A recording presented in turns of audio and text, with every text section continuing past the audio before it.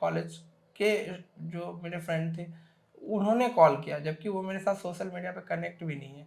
तो उन्होंने कॉल किया कि उज्ज्वल भाई जो है आप टॉप कर गए। तो मैं मतलब वही मुखर्जी नगर नेहरू बिहार में रहता था। मैंने भी क्या किया, मैंने पैटर्न देखा पिछले सालों का कि ये साइंस एंड टेक्नोलॉजी का यूज पूछ रहे हैं ज़्यादातर। सी और बीपीएससी की तैयारी कर रहे हो तो दोनों की तैयारी बिल्कुल अलग नहीं है। आप राइट। चाहे तो एक साथ भी जो है दोनों की तैयारी आप कंटिन्यू कर सकते। के लिए मैं बोलना चाहूँगा कि उनके लिए काफ़ी टाइम है और एक साल काफ़ी होता है। मतलब क्या कर सकते हो कि जो सल्तनत में 2-3 शासक रहे हैं उसको आप इल्तुतमिश हो गया या फिर बलबन हो गया, इन लोगों को फोकस कर लीजिए। बाकी आप कुछ कुछ छोड़ भी सकते हैं। एक्चुअल क्लैरिटी थी।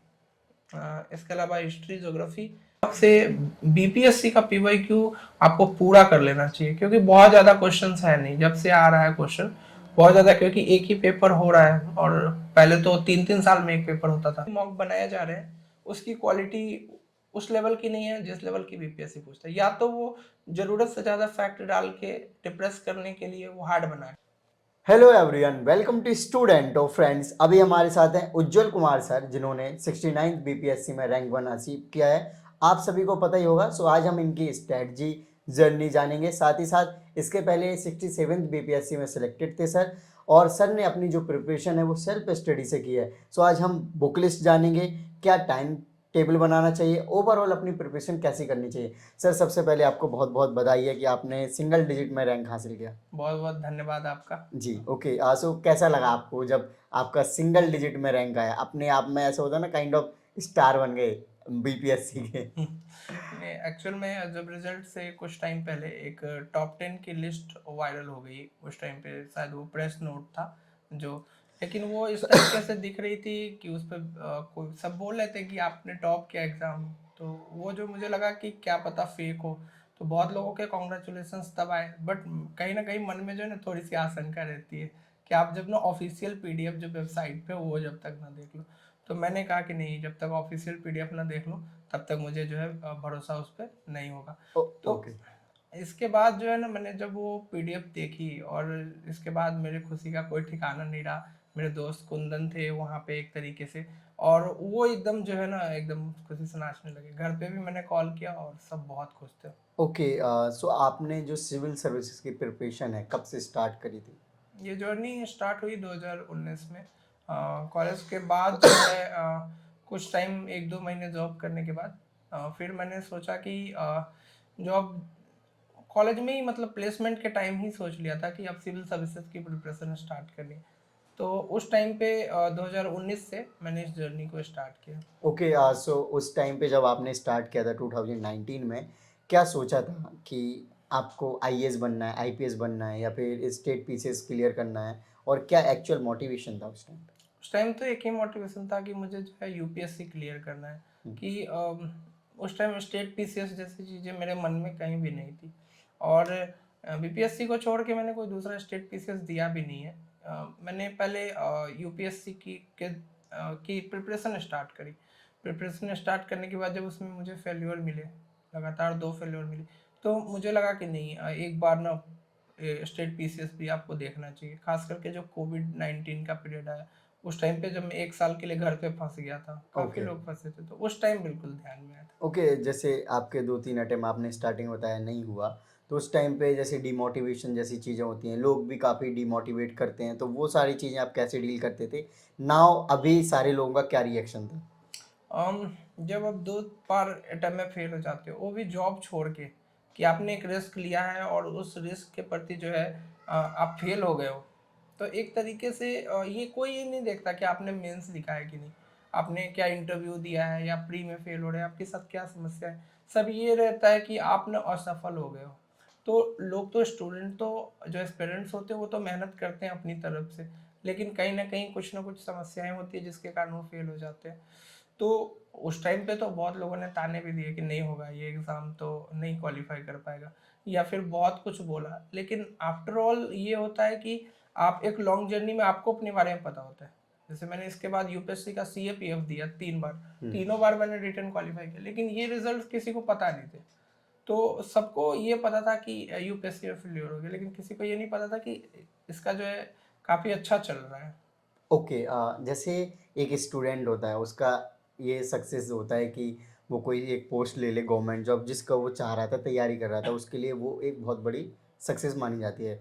लेकिन काइंड ऑफ आपका रैंक 1 आ गया तो अब आपको सेलिब्रिटी काइंड ऑफ फीलिंग आ रही होगी, आपके बहुत जगह इंटरव्यूज़ हो रहे होंगे और अलग-अलग लोग आपको कांग्रेचुलेशंस दे रहे होंगे, साथ ही साथ कनेक्ट कर रहे होंगे, फ़ोटोज़ भी क्लिक कर रहे होंगे, तो मतलब ये कैसा लग रहा है? अ, एक जॉब पाना पीडीएफ में लिस्ट में जो है नाम पाना और रैंक 1 पाने में बहुत डिफरेंस है। मुझे फील हुआ इस बार, खास करके जब मैं पहली बार सिलेक्ट हुआ था, तो वो जो खुशियाँ थी वो एक तरीके से लोग मिलने आते थे, लेकिन गांव और वो ज़िले तक ही रह गया। लेकिन रैंक 1 लाने के बाद जो है ये चीज़ें मतलब पूरा जो जैसे वीडियोस वायरल हुई काफ़ी, तो ये चीज़ें काफ़ी दूर तक फैल गई। मतलब ये ऑल इंडिया से मुझे, जैसे मेरे कॉलेज के जो मेरे फ्रेंड थे उन्होंने कॉल किया, जबकि वो मेरे साथ सोशल मीडिया पे कनेक्ट भी नहीं है, तो उन्होंने कॉल किया कि उज्जवल भाई जो है आप टॉप कर गए।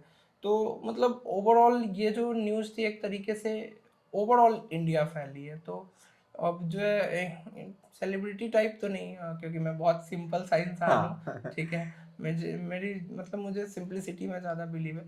तो मैं ये है कि काफ़ी कॉल मैसेजेज आए हैं और कई कई लोगों के मैंने रिप्लाईज भी नहीं किए हैं, तो हो सकता है कि उन्हें लग रहा हो कि ये चेंज हो गया है, बट ऐसा नहीं है। टाइम की बहुत कमी है, लगातार जो है इंटरव्यूज़ और कॉल लगातार आ रहे हैं, जिसकी वजह से थोड़े टाइम बाद सबको जो है आराम से रिप्लाई करूँगा। राइट, सो आपका ऑप्शनल एंड मीडियम क्या रखा आपने? मेरा ऑप्शनल जो था वो हिंदी लिटरेचर था, क्योंकि यूपीएससी में मैंने हिंदी साहित्य पढ़ा था। 67th का जो अटैम्प्ट दिया था उस पर भी हिंदी साहित्य में मेरे 200 मार्क्स थे। Okay. 3 out of 300 one of the best marks उसमें आए थे ऑप्शनल में। इसके बाद तो मेरे मतलब हिंदी में पकड़ मेरी अच्छी थी, तो जब पैटर्न चेंज हुआ, ऑप्शनल क्वालिफाइंग हो गया, तो उस टाइम बहुत सारे ने अपना ऑप्शनल हिस्ट्री ज्योग्राफी रख लिया। बट मैं मुझे लगा कि नहीं, मैं तो मतलब इसी सब्जेक्ट के साथ ज़्यादा कंफर्टेबल हूँ, तो मैंने उसको वही रखा। दूसरा मीडियम, मीडियम में भी मैं हिंदी में ज़्यादा कंफर्टेबल था, यद्यपि इंजीनियरिंग इंग्लिश में करी थी, वो ले सकते थे। बट मेरे जो दोस्त है पप्पू भाई, रैंक 20, हाँ, उनके साथ भी मैंने इंटरव्यू किया हाँ है। इंटरव्यू आपने किया है, हाँ। और वो हम दोनों ने मिलके सोचा ये कि हमें जो है ना हिंदी मीडियम के साथ जाना चाहिए, क्योंकि हम लोग जो है ज़्यादा प्रभावशाली उसी में लिख सकते हैं। और हम दोनों ने काफ़ी डिस्कशंस किए इसके ऊपर, कि क्या करना है, बीपीएससी के लिए कोई कोचिंग लेनी है कि नहीं लेनी है। तो आफ्टर हमने डिसाइड किया कि नहीं, मतलब बीपीएससी के लिए तो नहीं ले, मतलब कि हम जो है सेल्फ स्टडी से करेंगे ना, तो ज़्यादा इम्पैक्ट आएगा इसका। ओके, जैसे आपने बोला सेल्फ स्टडी से आपने स्टार्ट किया, सो स्टार्ट जब आपने प्रिपरेशन किया कैसे स्टार्ट किया? जनरली बोला जाता है कि एनसीईआरटी पढ़ लो, स्टैंडर्ड बुक्स पढ़ लो आप और पीवाईक्यू वगैरह देख लो तो तैयारी काइंड ऑफ स्टार्ट हो जाती है। जैसे जब मैं आया तो मुझे हिस्ट्री ज्योग्राफी का कुछ भी उतना पता नहीं था, क्योंकि इंजीनियरिंग बैकग्राउंड से आप आते हो तो आपको कुछ भी पता नहीं रहता है। तो मेरे साथ ने एक चैलेंज था कि आपको हिस्ट्री में न सिर्फ पढ़ना है, उसमें इंटरेस्ट भी बनाना है, हम्म। ठीक है। या दूसरे सब्जेक्ट ना सिर्फ पढ़ने, उसमें इंटरेस्ट भी आपका होना चाहिए। तो धीरे धीरे मैंने जो है किताबों को पढ़ना शुरू किया, एनसीईआरटी बुक्स के साथ स्टार्ट किया मैंने भी। तो कुछ एनसीईआरटी बुक्स पढ़ी, लेकिन कुछ हार्ड भी होती है। तो जैसे कोई हार्ड एनसीईआरटी है तो उसके लिए मैंने क्या किया, अल्टरनेटिव सोर्सेस यूज़ किए, जी। या फिर कुछ यूट्यूब का भी हेल्प लिया कि हाँ ये चीज़ मुझे यूट्यूब से देखनी है। या फिर जैसे करंट अफेयर है, तो करंट अफेयर का मैंने क्या किया, एडिटोरियल डिस्कशन देखा ऑनलाइन से, या फिर ये कह सकते हैं कि उसी टाइम जो है मैंने कुछ वीडियोज देखी, मतलब जो काफ़ी फेमस थी और फ्रीली अवेलेबल थी। मतलब मैंने ऑनलाइन रिसोर्सेज जो फ्रीली अवेलेबल है उसका काफ़ी इस्तेमाल किया है। और इसके अलावा जो हम लोगों का 5-6 लोगों का ग्रुप था, हम लोग काफ़ी डिस्कशंस करते थे आपस में। ओके, सो आप मुखर्जी नगर में रह के तैयारी करते थे? हाँ, शुरू में मैं मतलब वही मुखर्जी नगर, नेहरू बिहार में रहता था। हम्म। इसके बाद हम फिर वजीराबाद शिफ्ट हो गए थे काफ़ी टाइम के लिए। कुछ टाइम तक जैसे 67th के एग्ज़ाम के समय कुछ समस्याएं आई, तो उस टाइम पे जैसे मुझे डेंगू हुआ, चेचक हुआ, तो मैं सिंगल भी रूम में रहा कुछ टाइम तक। ओके। तो मुझे लगता था कि दूसरों को परेशान करना ठीक नहीं है, तो लेकिन उस टाइम पे भी मेरे दोस्त मेरे साथ थे। वो जैसे कुछ दोस्त आते थे कि नहीं आपके लिए खाना बना देते हैं आज। तो ओवरऑल द जर्नी ना वो लोग साथ रहे। जैसे राजू है तो उसने बहुत हेल्प करी, वो मेरे सामने बैठ के मतलब हम दोनों साथ में नोट्स लिखते थे मेंस के। उसका सिलेक्शन नहीं हुआ है, लेकिन मे बी 70th में हो जाए, उसकी भी तैयारी अच्छी है। तो ओवरऑल वो कहता था कि आप जैसे नोट्स रिसर्च करके बनाते हो ना, कोचिंग इंस्टीट्यूट वाले नहीं बना पाएंगे। अच्छा। तो बेटर है कि ये जो है ना, मतलब आपका नहीं होगा तो किसका होगा, आज न कल ना आप सिर्फ ये नहीं होगा, रैंक आप प्राप्त करोगे, तो उसको बहुत बिलीव था। ओके, तो नोट्स आपने बताया कि ऐसे रिसर्च करके आप बनाते हो, कोचिंग वाले भी नहीं बना पाएंगे, तो कैसी रिसर्च करते थे? मतलब क्या एग्जैक्टली करते थे सो दैट कि जो फ्यूचर एस्पिरेंट्स हैं जो तैयारी कर रहे हैं अभी, वो भी ये पैटर्न फॉलो करें आपकी तरह? जैसे मेनली बहुत सारे रिसोर्सेज तो अवेलेबल होते हैं, लेकिन जैसे साइंस एंड टेक्नोलॉजी है, उसमें रिसोर्सेज की बहुत कमी है, खासकर मेंस में जैसे क्वेश्चंस आते हैं, जो भी रिसोर्सेज है बहुत बेसिक है। जैसे उन्होंने रिसोर्सेज में जो भी नोट्स है उसमें लिख दिया बायोटेक्नोलॉजी क्या है, उसके एप्लीकेशंस क्या है, नैनो टेक्नोलॉजी क्या है, उसके एप्लीकेशंस क्या है। लेकिन क्वेश्चंस जो आते हैं, जो इस बार क्वेश्चन पूछा गया कि कोविड-19 महामारी के दौरान जो है, आप बताइए कि किस तरह का साइंस एंड टेक्नोलॉजी लोगों के लिए यूजफुल रही। तो जब आप ये क्वेश्चन करते हो तो आप सिर्फ रट के नहीं जा सकते, आपको डिफरेंट डायमेंशंस कवर करने होते।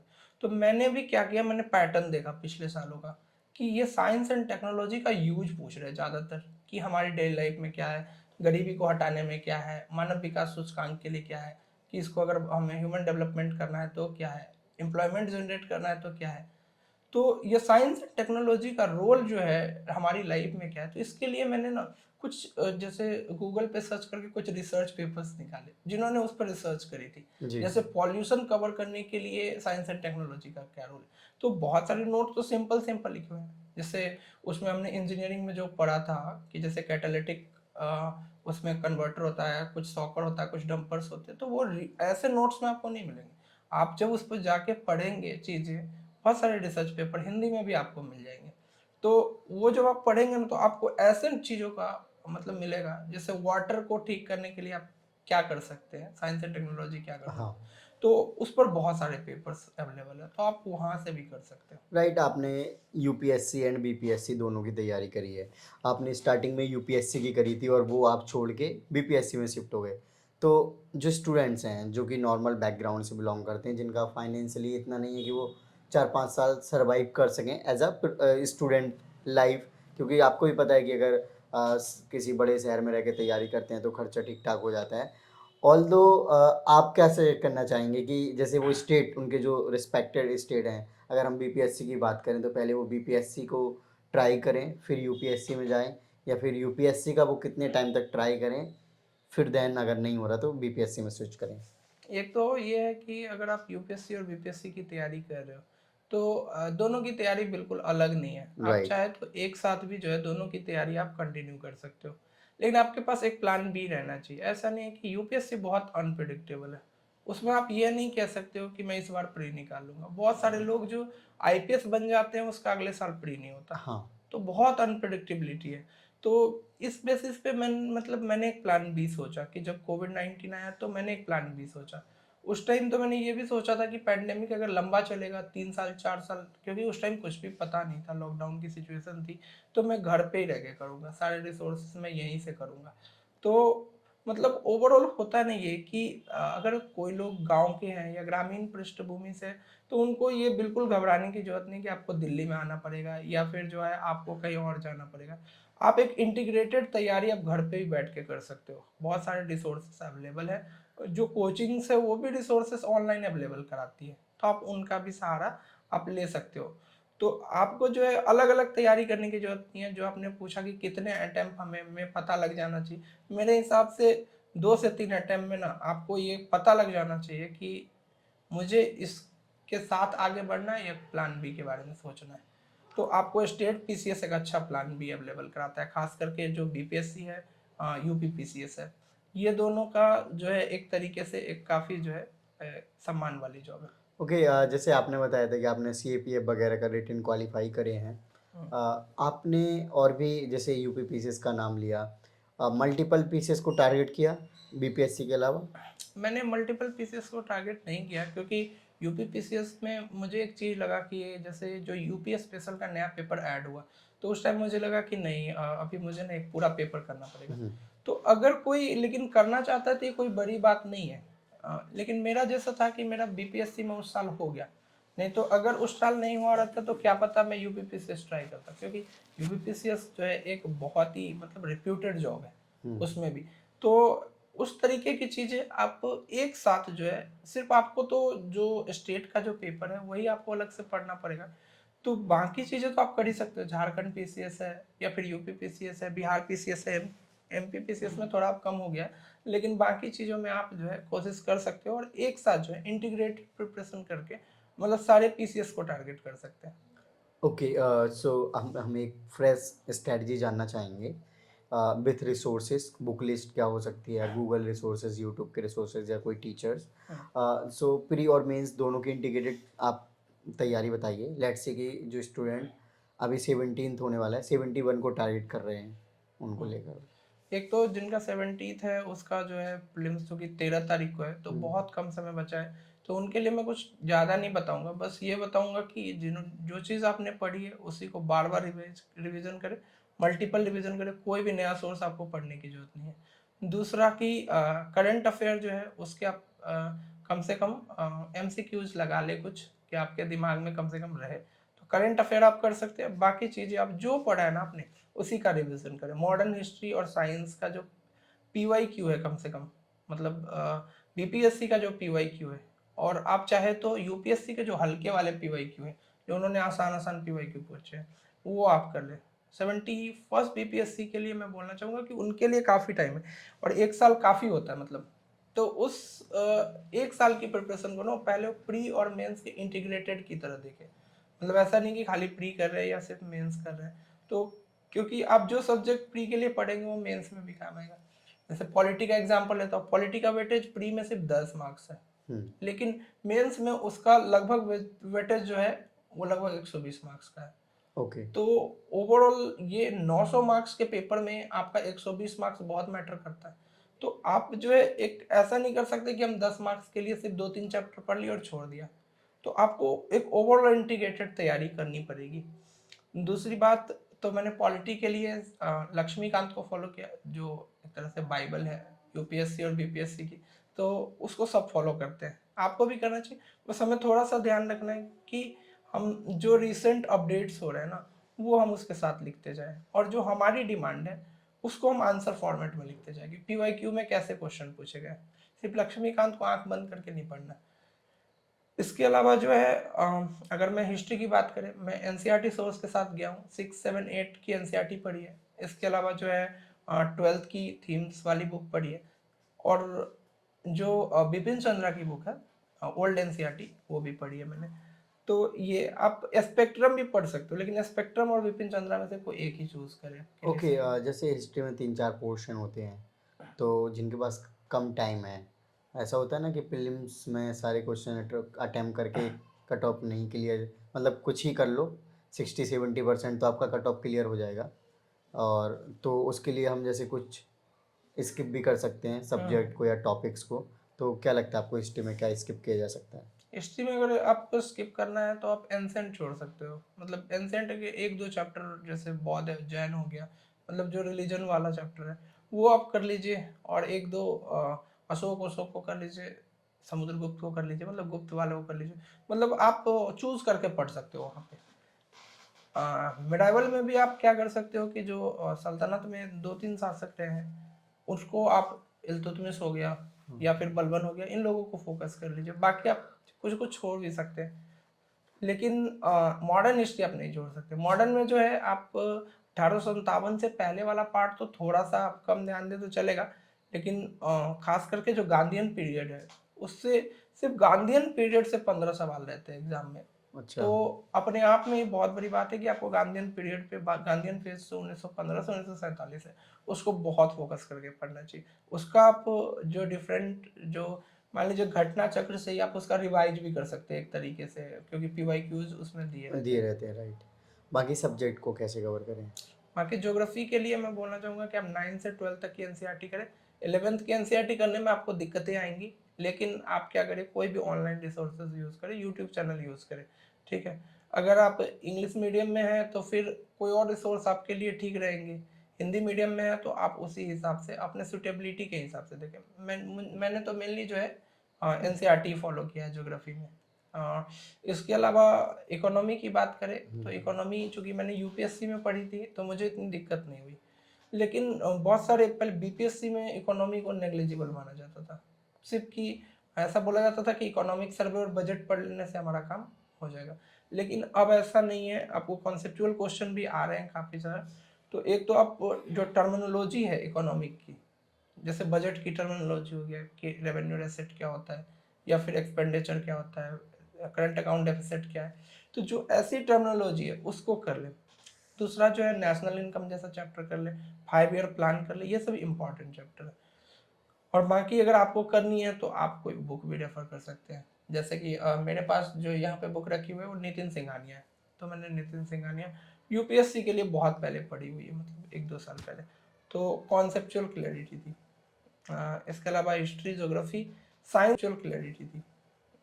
इसके अलावा हिस्ट्री ज्योग्राफी करें, अगर आप उसको स्किप कर देंगे तो आपके 10 मार्क्स कम हो जाएंगे कम से कम, जो किसी रिसोर्स में नहीं दिया हुआ है वो सिर्फ और सिर्फ एनसीईआरटी में दिया हुआ है। तो 68 बीपीएससी का एग्जांपल देता हूँ, 30 क्वेश्चंस में से 29 क्वेश्चन 6 से 10 तक की एनसीईआरटी में थे। तो पहले हमने यही गलतियाँ की, मैं हो या फिर मेरा फ्रेंड हो, हमने कुछ एनसीईआरटी को इग्नोर किया, लेकिन बाद में हमने देखा अरे रिसोर्सेज यहीं से क्वेश्चन आ रहे हैं, तो फिर हमने उसको जो है दोबारा जाके कवर किया। ओके, बिहार स्पेशल की बात करें, उसको कैसे कवर करना चाहिए? बिहार स्पेशल के लिए आप कोई भी एक बुक पढ़ सकते हैं, मतलब सारी बुक अच्छी है, क्योंकि सारी बुक एक तरीके से कहीं ना कहीं से इम्तियाज अहमद सर की कॉपी है। तो वो आप जो है ना कोई भी बुक आप पढ़ेंगे, क्योंकि इम्तियाज अहमद सर की बुक काफ़ी पुरानी हो गई है, तो उससे बेटर है कि आप कोई अपडेटेड बुक पढ़ लें। तो डिफरेंट जो है, जैसे बिहार समग्र हो गया, काफ़ी अच्छी बुक है वो, मेरे पास वही है, तो उसका आप सब्जेक्टिव वाला वर्जन पढ़ ले, फिर ऑब्जेक्टिव से आप टेस्ट की तरह लगा लें उसको।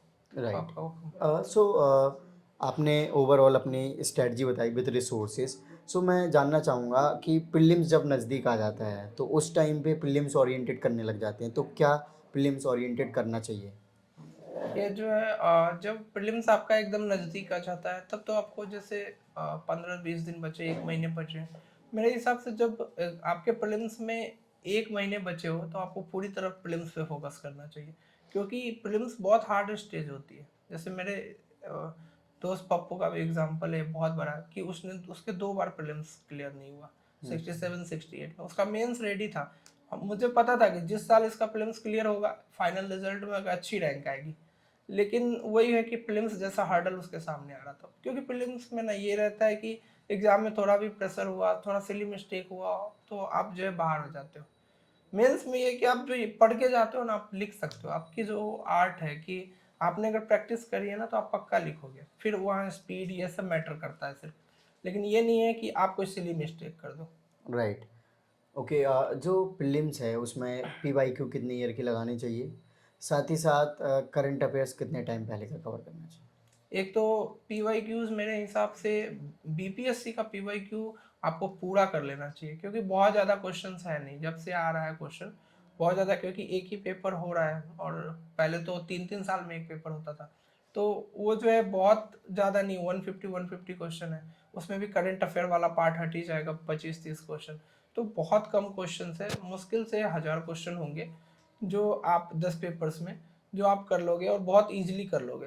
दूसरी बात जो है, अगर हम बात करें तो यूपीएससी का भी पीवाईक्यू आपको देखना चाहिए, कम से कम 5 साल का, कम से कम आप चाहे तो अभी जो बीपीएससी का पैटर्न है ना, वो कॉन्सेप्चुअल हो गया है, हाँ, फैक्चुअल के जरिए। एक्चुअल में वो ऐसा हो गया है जैसा यूपीएससी 2016, 17, 18, 19 में पूछी है, ओके।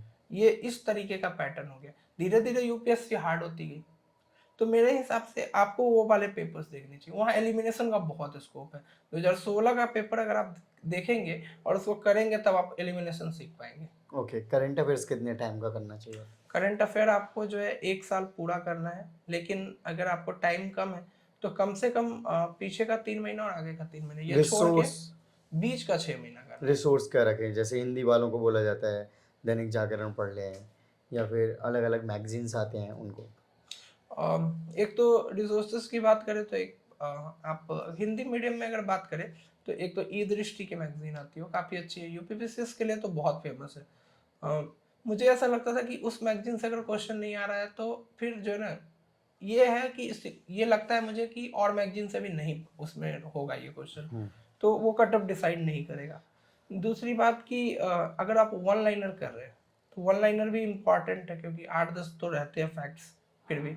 तो आप कम से कम एसपीडी या फिर कोई भी एक पब्लिकेशन की हो गई, एडुटेरिया हो गया, केवीसी नैनो है, बहुत सारी पब्लिकेशंस है, कोई भी एक वन लाइनर की बुक उठा ले, वन लाइनर की बुक कर ले।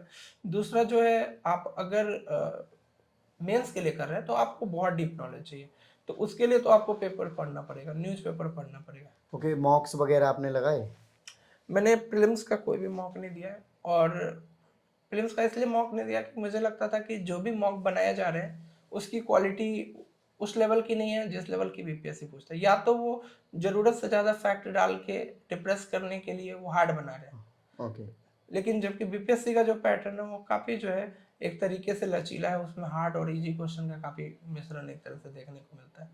ओके, और मेंस में जैसे आंसर राइटिंग होती है, तो आप एक आंसर बेटर लिखने के लिए कितने आंसर्स की प्रैक्टिस करिए?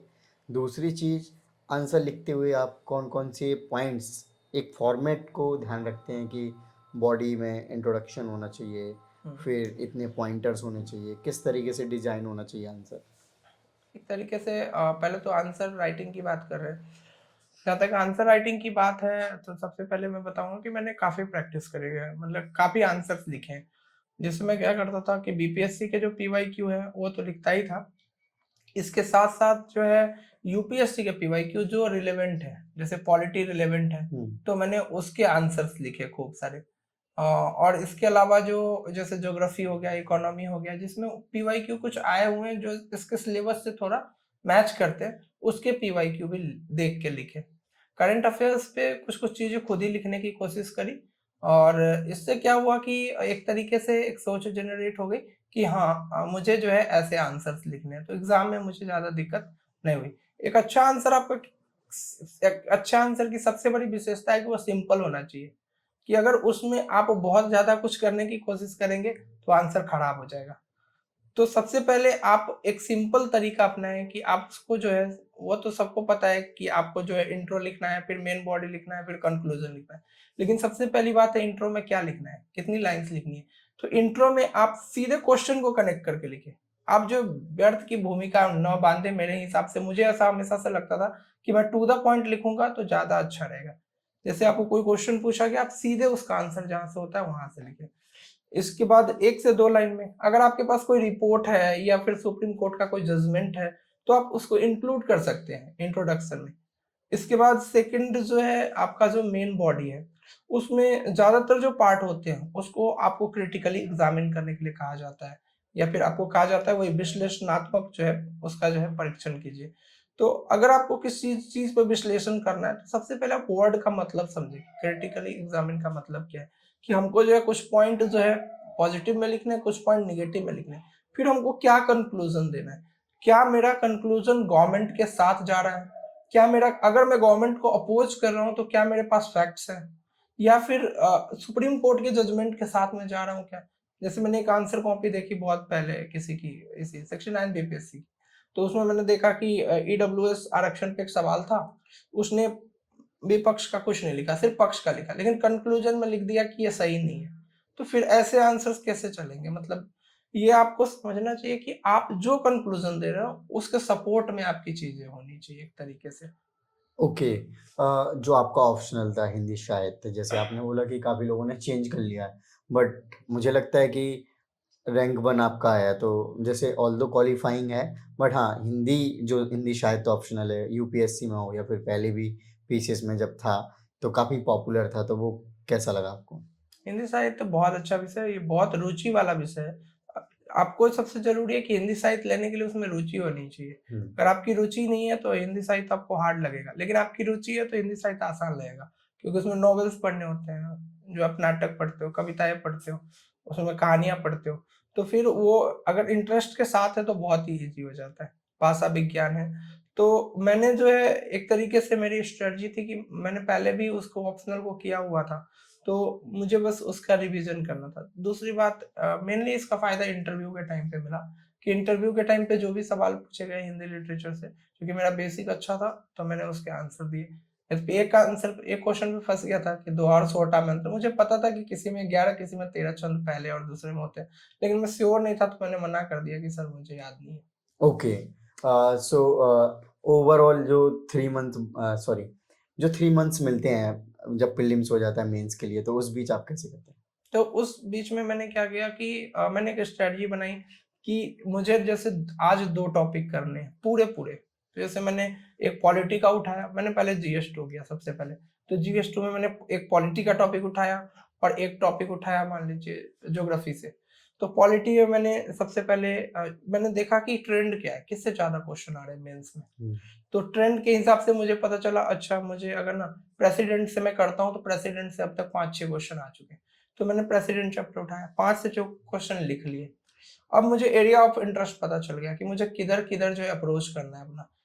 है तो बहुत बड़ा चैप्टर, लेकिन मुझे एरिया किधर रखना है। जैसे उसका जो इलेक्शन होता है तो उसका जो है एक तरीके से मेथड क्या है, उसका जो पद्धति क्या है। इसके अलावा जो है आप देख रहे हैं कि उसके कार्य क्या है, उसकी शक्तियाँ क्या है, रबर स्टैम्प है कि नहीं।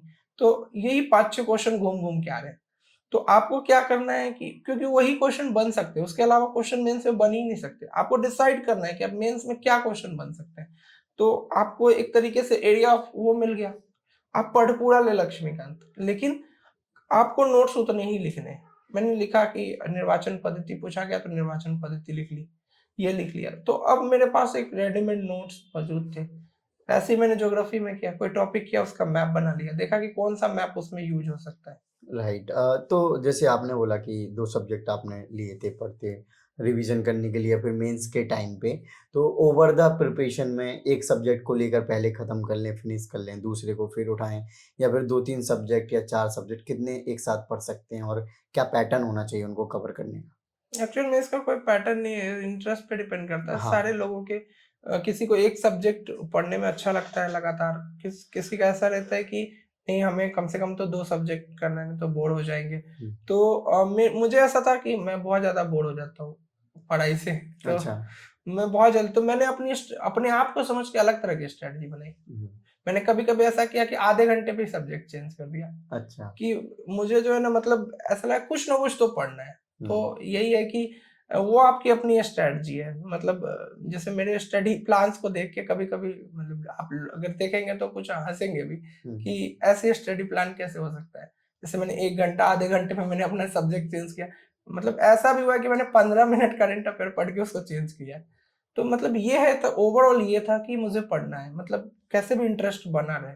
होता है कभी-कभी कि आप लो फ़ील करते हो, आपको पढ़ने का मन नहीं करता, तो आप अपने प्लान में तरह-तरह के चेंजेज़ लाते हो। आप एक तरह के प्लान ना बनाएँ मेरे हिसाब से, जैसा आपका मूड है उस हिसाब से आप प्लान बना के आपका मेन लक्ष्य होना चाहिए आपके टारगेट का की प्राप्ति, कि मैं जो है 1 वीक का या 1 मंथ में मेरा ये टारगेट है और मैं उसको कंप्लीट करूँगा। ओके। सो जो शेड्यूल आप बनाते थे, आपने जैसे बताया कि वो चेंज होता रहता है, तो एक ओवर द ईयर जो प्रिपरेशन आपने की है या फिर आप क्या सजेस्ट करना चाहेंगे कि एटलीस्ट इतने घंटे पढ़ने चाहिए या फिर घंटे से ज़्यादा मैटर करेगा कि उनको सिलेबस को ख़त्म करने की अप्रोच क्या रखनी चाहिए? सबसे पहले तो मैंने ये देखा कि मेरा डेली रूटीन क्या होना चाहिए। हुँ, तो मैं पढ़ता था, मुझे समझ नहीं आता था कि कहाँ जा रहा है टाइम। तो मैंने क्या किया, एक बड़ा अच्छा मेरे मतलब दिल्ली में वो रखा होगा बहुत सारा हुँ, कि मैंने क्या किया कि 24 घंटे की एक लिस्ट बनाई, 1-1 घंटे के उस पे कि 12 से 1 मैं क्या कर रहा हूँ। तो उसमें मैंने 2 कॉलम बनाए, एक की स्टडी पीरियड और एक नॉन स्टडी पीरियड। हुँ, तो मैंने उस पे लिखा कि मैंने आधा घंटा ना फ़ोन चलाया, ठीक है? तो ये जब आप लिखते हो ना तो आपको पता चलता है एक्चुअल में कि आप कितना टाइम किस चीज़ को दे रहे हो। ऐसे नहीं पता चलता, जैसे हम रील देखते हैं और स्क्रॉल करते-करते 2 घंटे बीत जाते हैं, तो हमें नहीं पता चलता ये चीज़। तो ओवरऑल जो है ना अपना नॉन स्टडी पीरियड आप ज़रूर चेक करें, और अगर उसमें आप आधा-आधा घंटा भी कम करेंगे धीरे-धीरे, उसको स्टडी पीरियड में कन्वर्ट करेंगे, तो आप धीरे-धीरे जो है काफ़ी चीज़ें कर लेंगे। तो मेरा जो ये था कि कुछ टाइम के घंटे फिक्स नहीं थे। मैंने ये था कि मैंने वीक के हिसाब से सोचा कि मुझे वीक में 50 घंटे पढ़ने हैं। ओके। और मेनली जो है हम लोग लाइब्रेरी में पढ़ते थे, मैं और मेरा फ्रेंड।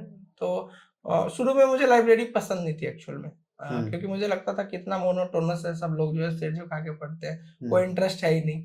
तो आप चिल्ला चिल्ला के पढ़ते थे क्या? हाँ, मैं बोल के पढ़ने मुझे पसंद था, तो मैं इवन लाइब्रेरी में पढ़ता था, तो मैं रूम पे जाके फिर पढ़ता था उसको ओके। कि मुझे याद नहीं हुआ लग रहा है, तो मैं हाँ। उसको, तो सबकी अपनी बात होती है, तो मैं वहाँ लिखने का काम करता था ज़्यादा। ओके, जनरली मुझे ऐसा लगता है कि लिखते हैं आप अगर सेल्फ नोट्स बनाते हैं, तो वो ज़्यादा लॉन्ग टाइम तक मेमोरी में याद रहता है और वो रिवीजन करने में भी काफ़ी हेल्प करते हैं। बट तरीका क्या होना चाहिए नोट्स बनाने का? नोट्स बनाने का आपका ये तरीका होना चाहिए कि जैसे मैंने एक तो थंब रूल है कि आपका नोट्स तभी अच्छा माना जाता है जब वो 1/10 पे चल रहा हो। मतलब आपने 10 पेज पढ़ा तो एक ही पेज का नोट्स हो, ओके। और ये तब होगा जब आप मल्टीपल पढ़ते हैं, हाँ। मल्टीपल टाइम्स पढ़ते हैं। तो ये मेरे मन में रहता था कि नोट्स बहुत कम लिखना है, कि बहुत ज़्यादा सारी बातें नहीं लिखनी, तो ज़्यादा बातें को वहीं समझ लेनी है, उसको कॉन्सेप्चुअल क्लैरिटी ले लेनी है। जो फैक्ट होगा बिल्कुल, जो मुझे नहीं पता होगा ना, वैसे फैक्ट जो मैं भूल जाऊंगा क्या पता कुछ टाइम पे, तो वो लिखना है। तो मैंने जैसे हिस्ट्री के नोट्स बनाए, तो मैंने फैक्चुअल बातें जो एक दो थी उसको नोट करा। नोट्स में देख भी पाएंगे आप कि हाँ, कि मैंने जैसे थीम्स इन इंडियन हिस्ट्री की बुक है, 3 बुक है, 3 बुक मिला के आई थिंक 470 पेजेस हैं, या ज़्यादा ही होंगे, 500 पेजेस के आसपास। मेरे नोट सिर्फ 15 पेज के हैं। ओके। तो मतलब आप देख, लेकिन उसमें ऐसा कोई फैक्ट नहीं होगा बीपीएससी ने जो पूछा होगा उस बुक से, वो उसमें ना हो। ओके। जैसे आपने बताया था कि आपको चेचक और 1-2 बीमारियाँ और हो गई थी और जब इस तरीके की बीमारी होती हैं, तो स्टूडेंट्स का जो पढ़ाई का शेड्यूल है, वो एकदम खराब हो जाता है। देन माइंड भी काफ़ी डिस्टर्ब हो जाता है।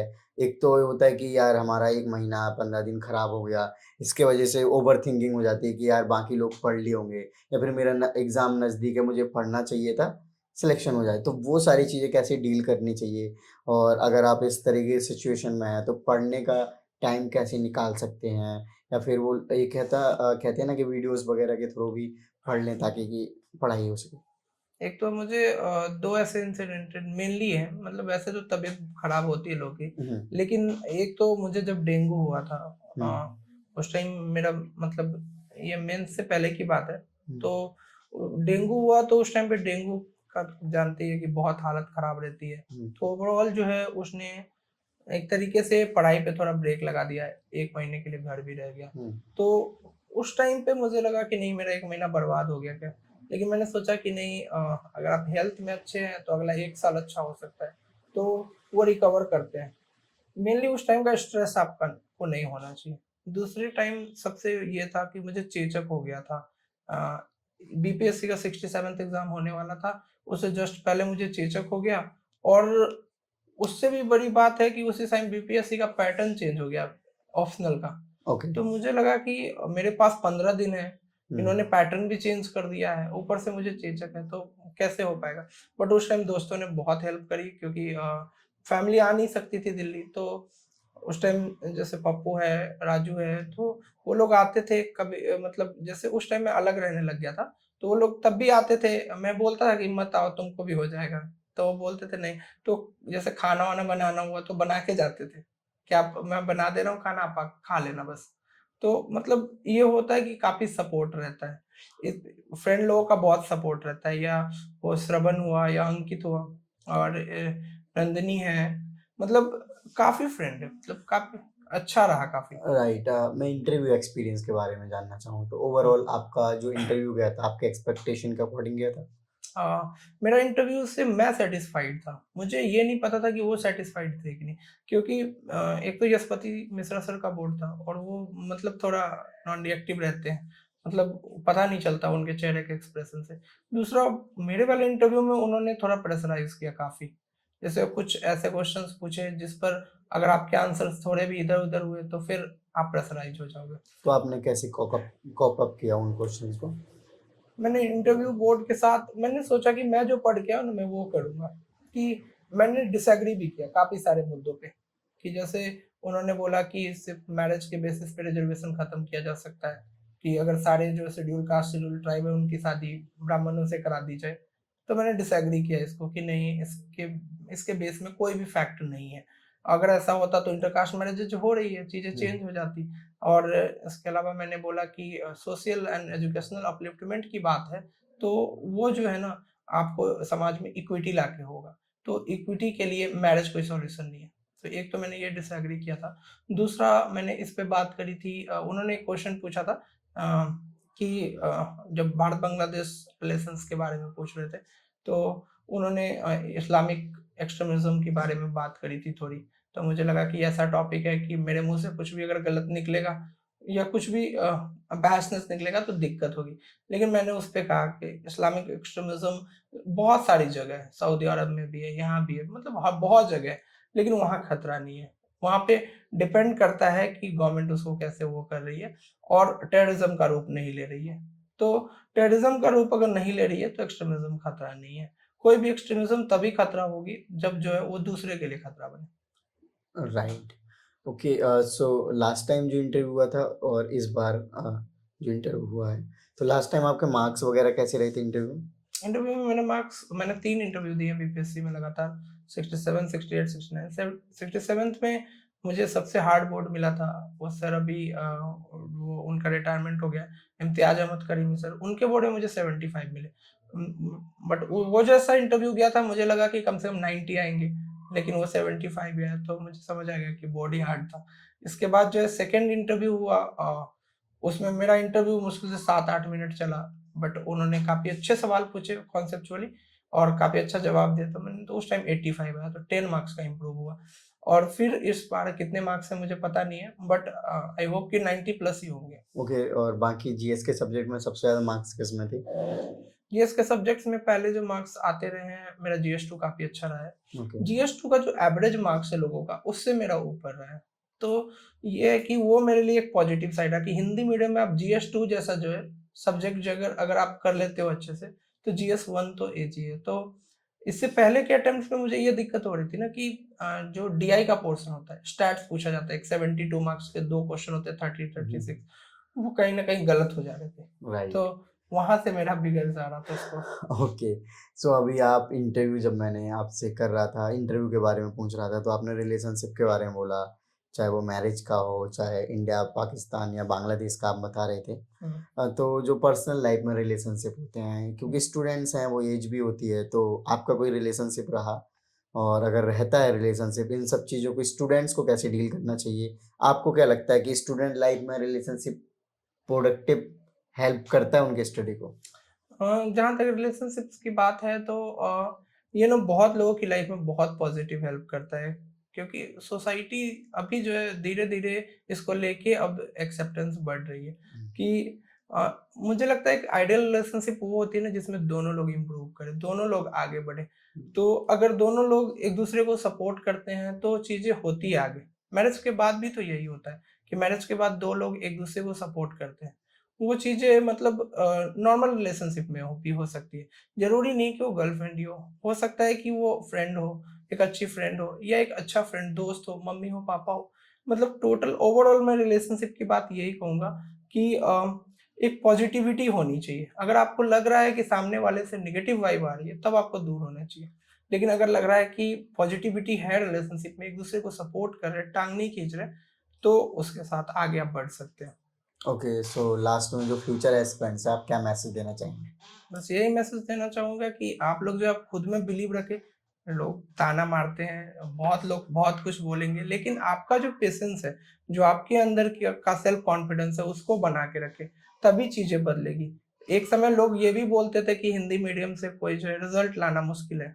आज जो है हिंदी मीडियम से जो है टॉप रैंक लाके मतलब मेरा ही नहीं, मतलब ऐसा लगता है कि वो ड्रीम जो लाखों स्टूडेंट का था ना, वो कहीं न कहीं कंप्लीट हो गया है। और राइट। एक तरीके से कभी न कभी यूपीएससी में मैं या फिर मेरा दोस्त या मेरा कोई दूसरा भाई जो तैयारी कर रहा है, ज़रूर हिंदी मीडियम में एक अच्छी रैंक लेकर आएगा। बस यही अब जो है अंतिम जो है ऐसी तमन्ना है मेरी। Okay, thank you so much sir for your lovely message.